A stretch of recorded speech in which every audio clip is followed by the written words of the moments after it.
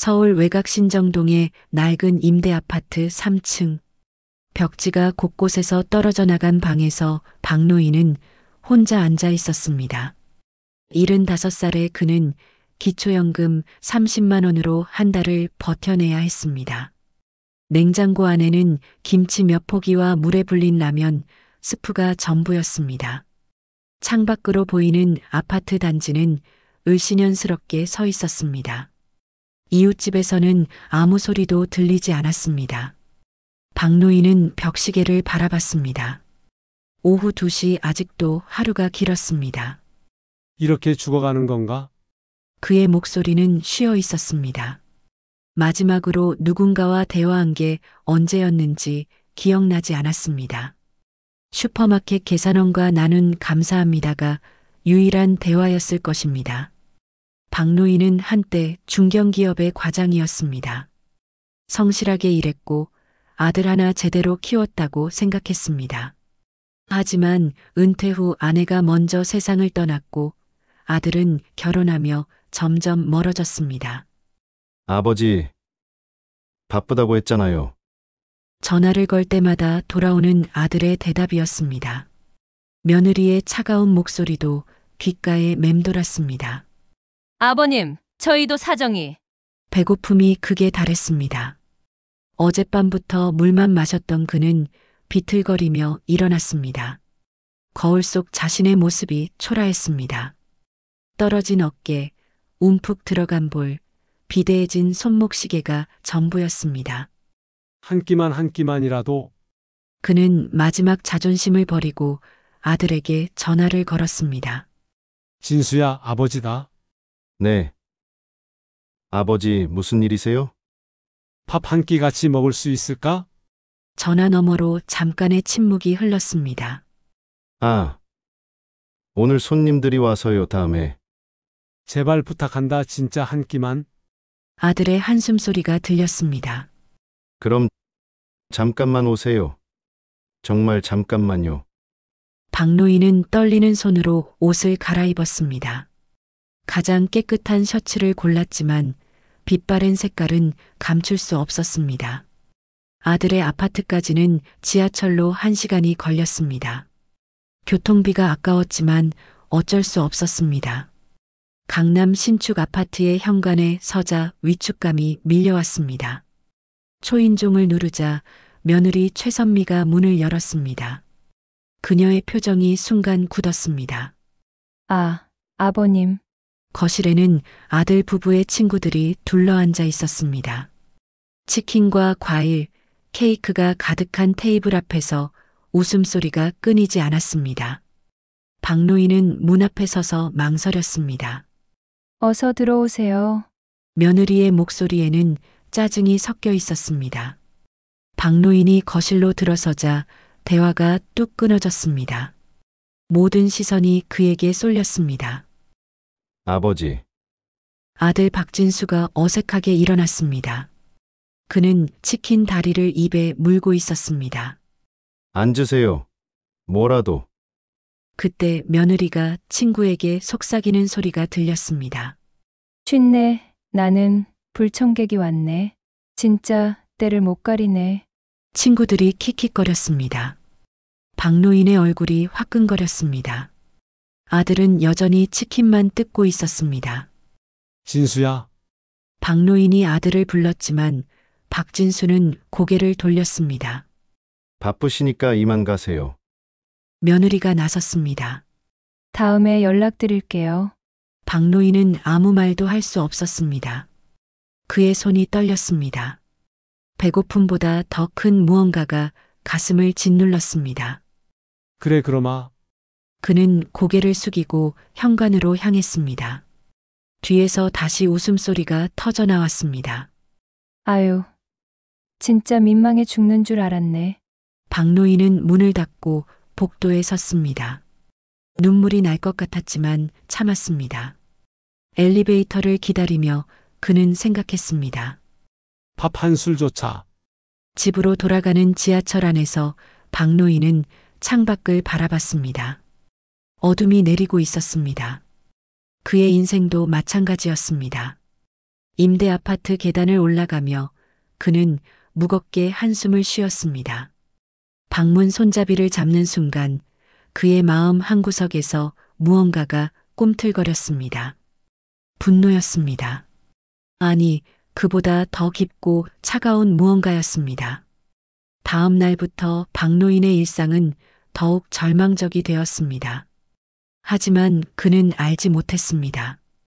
곧 그의 인생을 완전히 바꿀 만남이 기다리고 있다는 것을. 그날 이후로 박노인은 더욱 움츠러들었습니다. 아들에게 전화하는 것도 그만뒀습니다. 기초연금으로 라면과 김치만 사 먹으며 하루하루를 버텼습니다. 체중이 눈에 띄게 줄었습니다. 어느 목요일 오전 현관문에서 초인종 소리가 울렸습니다. 박노인은 놀랐습니다. 아무도 찾아오지 않는 집이었으니까요. 문구멍으로 내다보니 정장을 입은 중년 남성이 서 있었습니다. 누구세요? 박노인 어르신이시죠? 저는 법무법인 정도에서 나온 변호사 이정훈입니다. 박노인은 문을 조금 열었습니다. 변호사라는 말에 긴장했습니다. 무슨 일로? 김태호 씨 아시죠? 옛 직장 동료분이신. 태호? 김태호 말인가요? 박노인의 눈이 커졌습니다. 30년 전 같은 부서에서 일했던 후배였습니다. 네, 맞습니다. 들어가서 말씀드려도 될까요? 박노인은 어수선한 집안을 둘러봤습니다. 그러나 어쩔 수 없었습니다. 그럼 들어오세요. 이정훈 변호사가 낡은 소파에 앉으며 서류 가방을 열었습니다.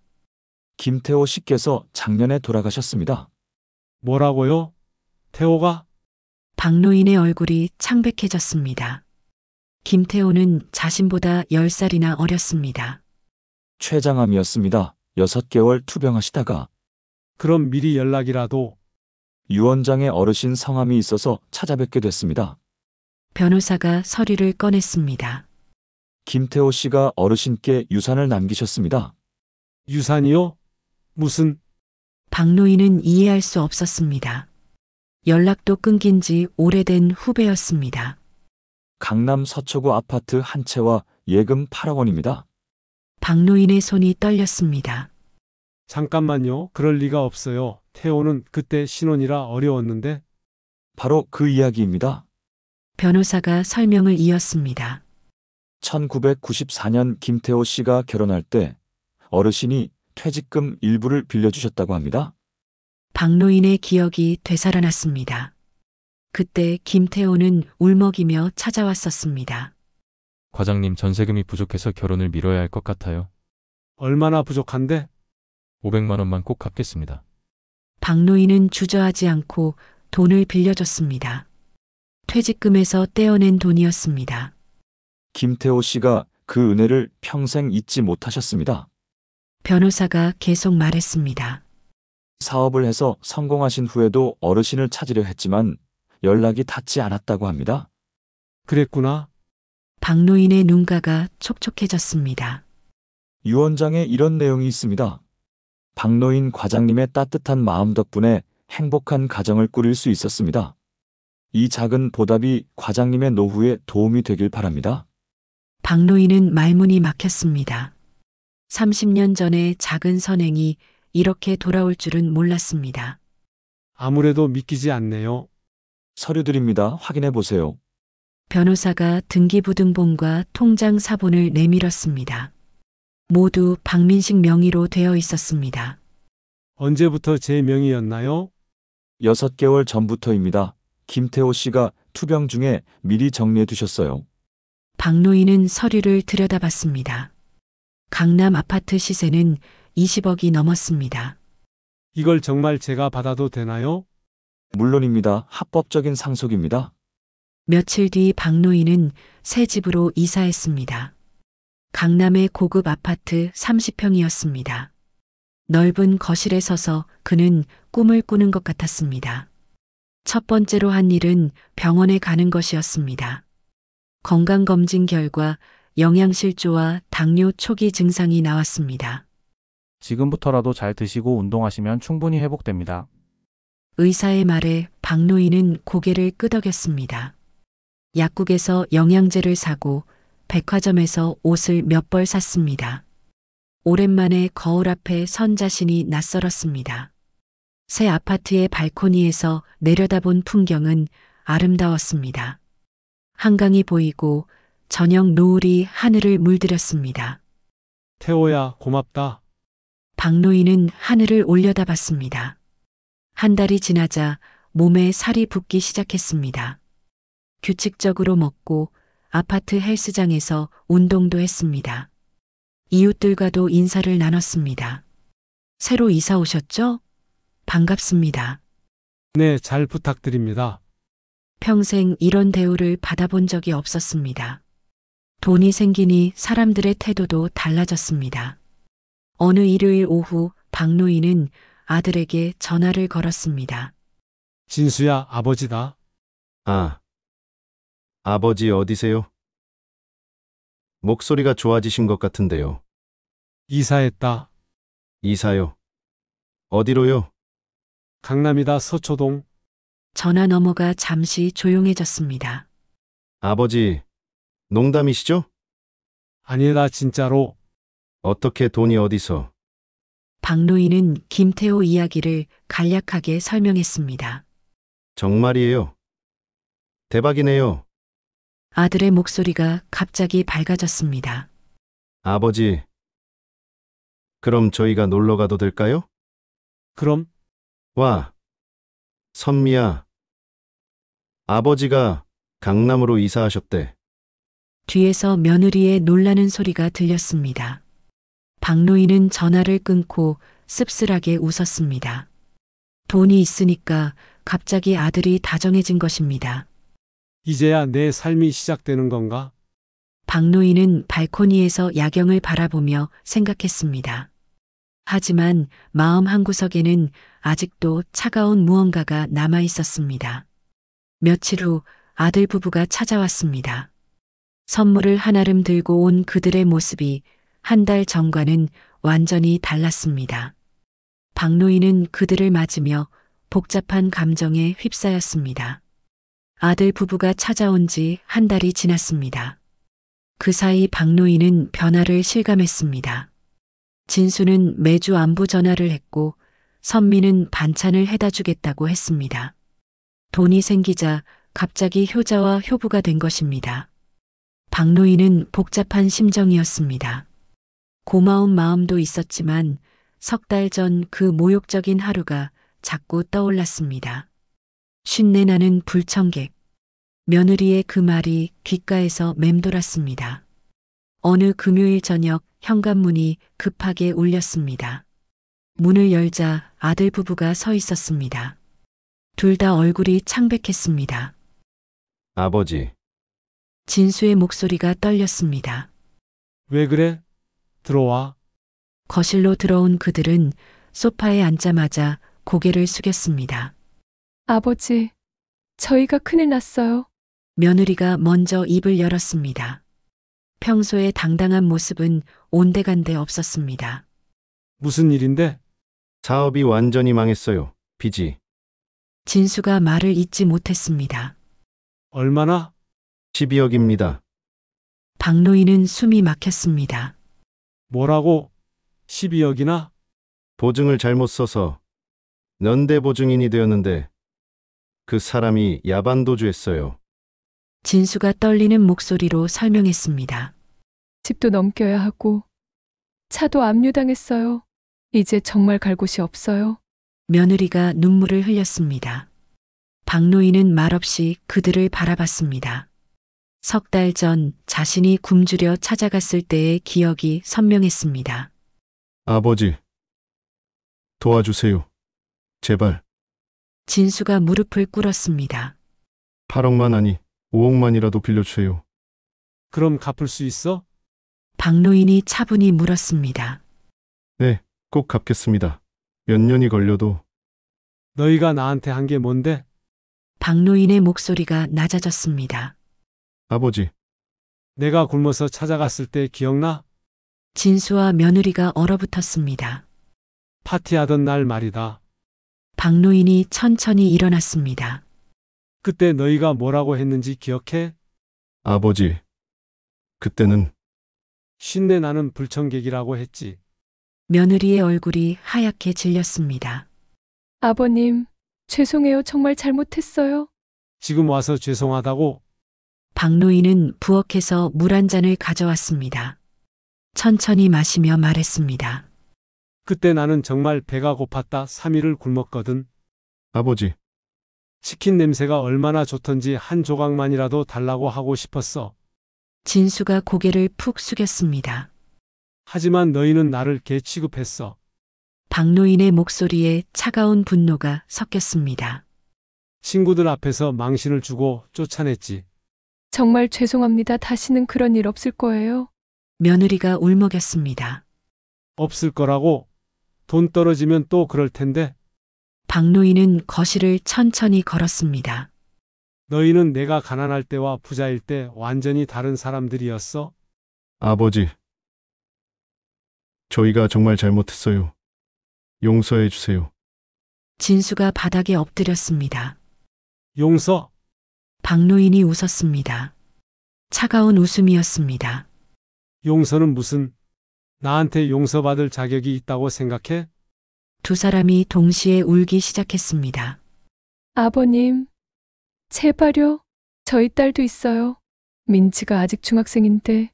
그때 나도 너희 아버지였는데 그건 생각 안 했지? 박노인의 말에 진수가 더욱 고개를 숙였습니다. 밥 한 끼도 안 주던 사람들이 지금 와서 몇 억을 달라고. 박노인은 발코니로 나갔습니다.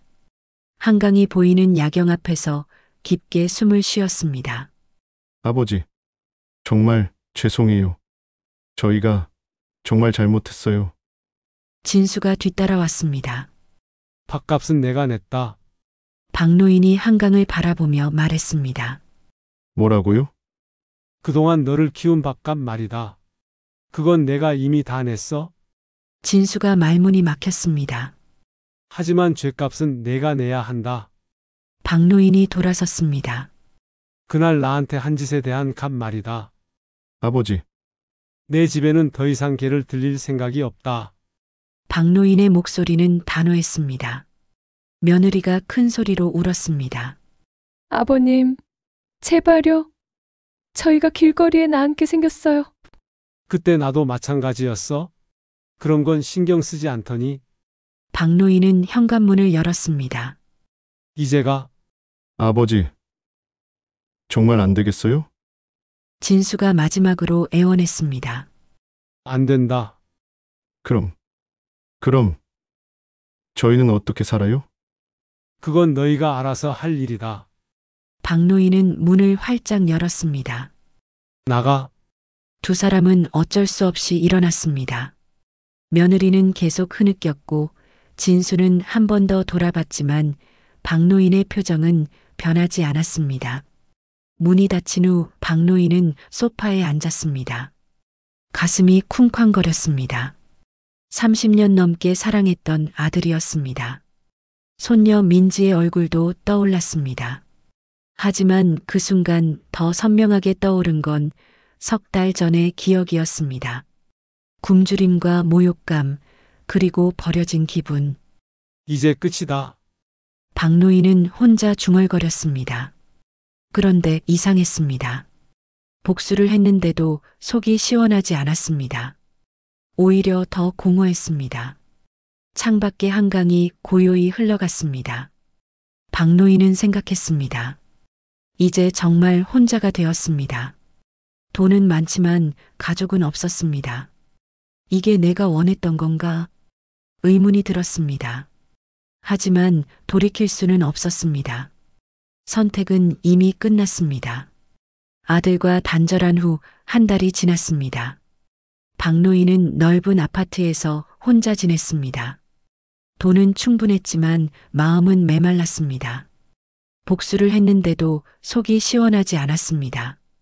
분노로는 삶이 채워지지 않았습니다.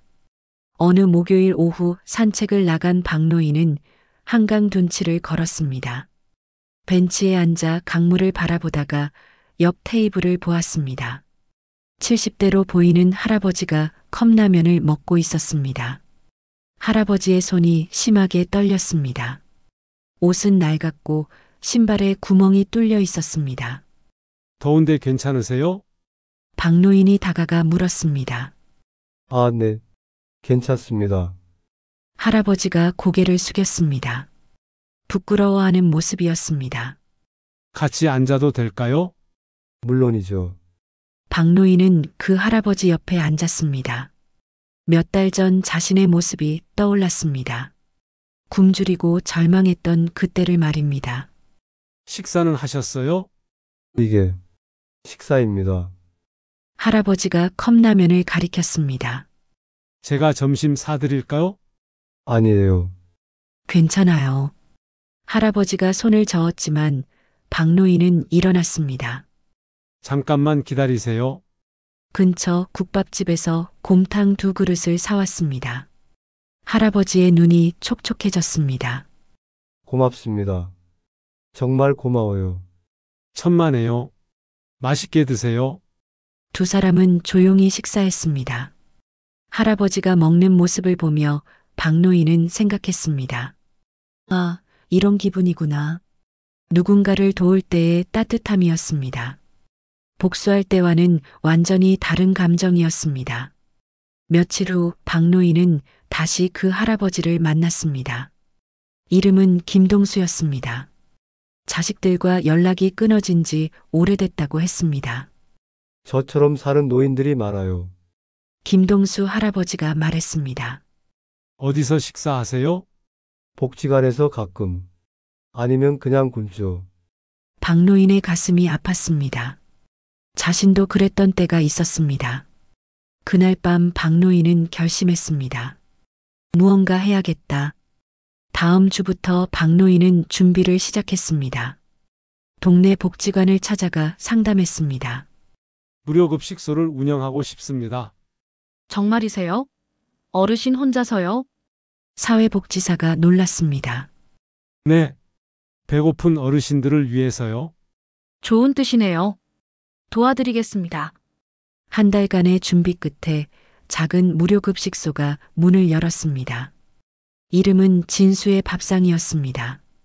첫날 5명의 어르신이 왔습니다. 김동수 할아버지도 있었습니다. 정말 공짜예요?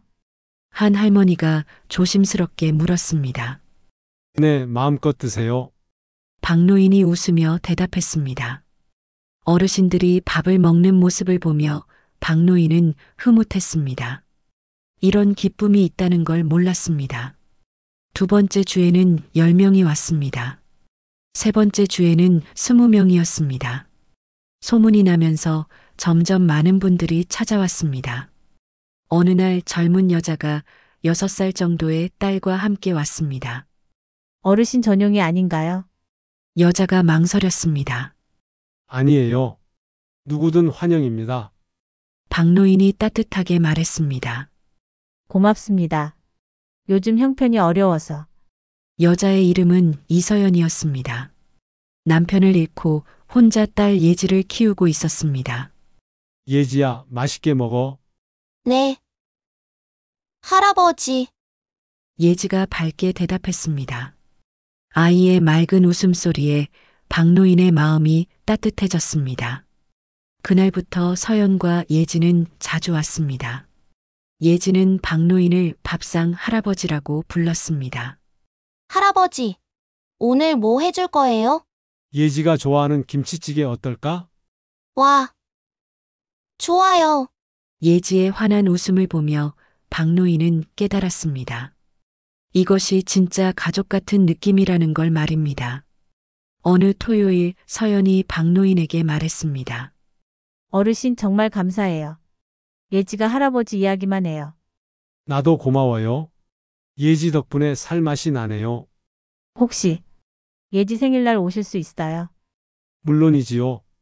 예지의 7번째 생일날 박노인은 케이크를 사들고 갔습니다. 작은 원룸이었지만 따뜻했습니다. 할아버지, 와주셔서 고마워요. 예지가 달려와 안겼습니다. 박노인의 눈가가 촉촉해졌습니다. 언제부터인가 예지가 진짜 손녀 같았습니다. 할아버지, 소원 빌어주세요. 뭘 빌어? 우리 가족이 계속 행복하게 지내자고요. 예지가 촛불을 끄며 말했습니다. 박노인은 그 순간 알았습니다. 진정한 가족은 피가 아니라 사랑으로 만들어진다는 걸 말입니다. 밤늦게 집으로 돌아오며 박노인은 생각했습니다. 복수보다 더 큰 것이 있었구나. 그것은 나눔이었습니다. 사랑이었습니다. 진수의 밥상은 이제 동네 명소가 되었습니다. 매일 30명이 넘는 사람들이 찾아왔습니다. 어르신들뿐 아니라 어려운 가정의 아이들도 왔습니다. 박노인은 매일 아침 일찍 일어나 장을 보고 음식을 준비했습니다. 힘들었지만 보람이 있었습니다. 김동수 할아버지가 말했습니다. 노인 씨 덕분에 살아가는 맛을 알겠어요. 저도 마찬가지예요. 박노인이 웃었습니다. 어느 저녁 서연이 물었습니다. 어르신은 왜 이런 일을 하시게 됐어요? 박노인은 잠시 생각했습니다. 나도 한때 배고픔을 알았거든요. 외로움도 알고. 그래서인가요? 사람은 혼자서는 살 수 없어요. 나눌 때 더 풍부해지더라고요. 서연이 고개를 끄덕였습니다. 그날 밤 박노인은 발코니에 서서 한강을 바라봤습니다. 3달 전에는 분노로 가득했던 마음이 이제는 평온했습니다. 이제야 진짜 인간다운 삶을 사는구나. 박노인은 혼자 중얼거렸습니다. 내일도 진수의 밥상에는 배고픈 사람들이 올 것입니다. 그들을 위해 따뜻한 식사를 준비해야 합니다. 그것이 이제 박노인의 새로운 일상이 되었습니다. 그리고 그는 행복했습니다. 민식의 밥상을 연 지 6개월이 지났습니다. 이제는 하루 10명이 넘는 사람들이 찾아왔습니다. 박노인은 매일 바쁘게 지냈습니다. 바쁘지만 충실했습니다. 예지는 이제 8살이 되었습니다. 학교 다녀와서는 늘 민식의 밥상으로 달려왔습니다. 할아버지, 오늘 학교에서 발표했어요. 뭘 발표했는데? 우리 할아버지가 착한 일 한다고 했어요. 예지의 맑은 웃음소리가 급식소를 가득 채웠습니다. 서연은 이제 급식소에서 자원봉사를 했습니다. 박노인과 함께 어르신들을 돌보는 일이 즐거웠습니다. 어르신 정말 고마워요. 예지도 저도 새 가족을 얻은 기분이에요. 나도 그래요. 진짜 가족 같아요. 박노인은 진심이었습니다. 연말이 다가왔습니다. 복지관에서 송년 봉사 행사를 준비했습니다. 노숙자와 독거노인들에게 도시락을 나누어 주는 일이었습니다. 진수의 밥상에서도 참여해 주세요. 복지관 관장이 부탁했습니다. 물론이죠. 박노인은 기꺼이 응했습니다. 12월 마지막 주 토요일이었습니다. 한강 둔치에 봉사자들이 모였습니다. 박노인은 서연, 예지와 함께 도시락을 나누어 주었습니다. 할아버지, 저도 도와줄게요. 예지가 작은 손으로 도시락을 건넸습니다. 고맙습니다. 어린 양반아. 한 할아버지가 예지의 머리를 쓰다듬었습니다. 그때였습니다. 저 멀리서 익숙한 목소리가 들렸습니다. 아, 제발. 하나만 더 줘. 이미 1개씩 나눠드렸어요. 배가 고프다고. 하나 더. 박노인이 고개를 돌렸습니다. 놀랐습니다. 진수와 며느리였습니다. 6개월 만에 보는 아들 부부의 모습이 처참했습니다. 초라한 옷차림에 야윈 얼굴이었습니다. 당신이 먹어. 나는 괜찮아. 선미가 진수에게 소리쳤습니다. 아니야. 당신이 먹어. 민지는 뭐 먹여? 두 사람이 도시락을 놓고 다투고 있었습니다. 박노인은 그 자리에 멈춰 섰습니다. 6개월 전이라면 분노했을 것입니다. 조롱했을지도 모릅니다. 하지만 이제는 달랐습니다. 분노도 연민도 없었습니다. 그저 안타까울 뿐이었습니다. 할아버지, 예지가 박노인의 손을 잡았습니다. 응? 저 사람들 많이 배고픈 것 같아요. 그러네. 박노인이 고개를 끄덕였습니다. 도시락 더 가져다 줄까요? 예지가 순수한 눈으로 물었습니다. 박노인은 예지를 바라봤습니다.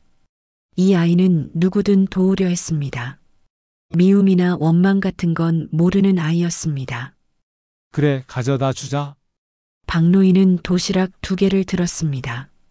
예지와 함께 진수 부부에게 다가갔습니다. 진수가 박노인을 보고 얼어붙었습니다.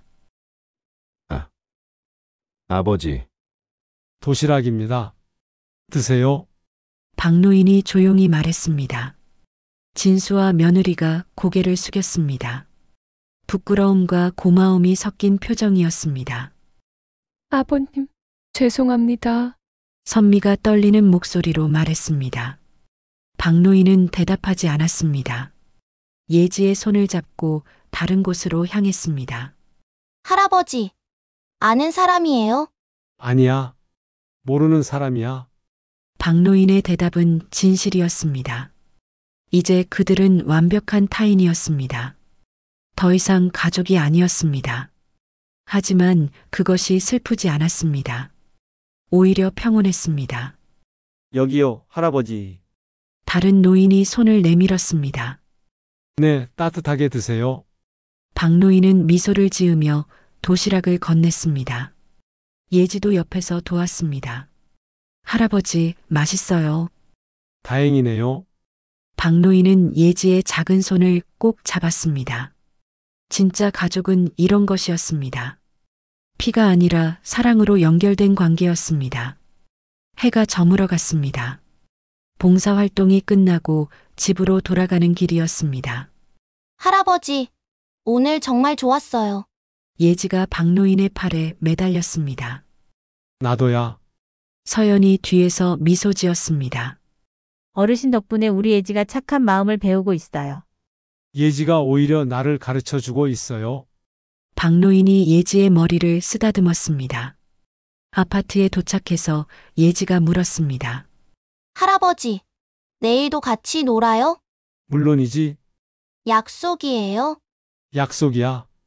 박노인은 예지와 새끼손가락을 걸었습니다. 서연과 예지가 떠난 후 박노인은 혼자 앉았습니다. 발코니에서 한강을 바라봤습니다. 1년 전 이맘때는 절망 속에 있었습니다. 굶주리고 외롭고 버림받은 기분이었습니다. 지금은 달랐습니다. 매일이 보람찼습니다. 진수와 선미를 다시 본 것도 의미가 있었습니다. 미워하지도 불쌍하게 여기지도 않게 되었다는 걸 확인했습니다. 완전히 놓아준 것입니다. 그 대신 진짜 가족을 얻었습니다. 서연과 예지, 그리고 민식의 밥상에 오는 모든 사람들이 가족이었습니다. 박노인은 깨달았습니다. 진정한 복수는 그들 없이도 완전하게 행복해지는 것이었습니다. 그리고 그는 이미 그렇게 되어 있었습니다. 다음 날 아침, 박노인은 일찍 일어났습니다. 민식의 밥상을 준비해야 했습니다. 오늘도 배고픈 사람들이 올 것입니다. 외로운 사람들이 올 것입니다. 그들을 위해 따뜻한 밥상을 차리는 것이 이제 박노인의 삶이었습니다. 예지가 학교 다녀와서 달려올 것입니다. 서연이 웃으며 일손을 도울 것입니다. 그것으로 충분했습니다. 박노인은 앞치마를 두르고 부엌으로 향했습니다.